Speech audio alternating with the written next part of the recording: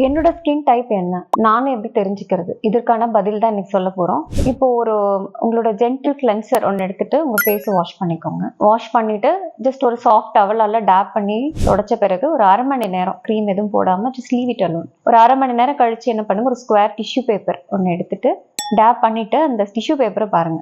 ஒருவேளை அந்த டிஷ்யூ பேப்பர்ல ஃபுல்லா ஆயில் பிசுக்கு நிறைய ஒட்டிட்டு இருக்கு, எல்லா இடத்துலயும் ஒட்டிட்டு இருக்கு அப்படின்னா you have oily skin.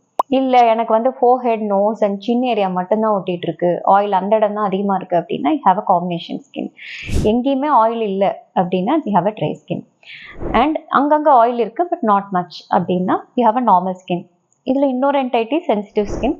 Sensitive skin உள்ளவங்களுக்கு வந்துட்டு டிஷ்யூ பேப்பர் வச்சு கண்டுபிடிக்க முடியாது, but you will be very sensitive in hot as well as dry climatic conditions. So நம்ம நார்மலாக இருக்கிறவங்களோட நம்மளோட ரியாக்ஷன் எந்த ஒரு க்ரீம்க்கோ இல்லை ஒரு சன்லைட்க்கோ பனிக்கோ அதிகமாக இருக்கும். நன்றி.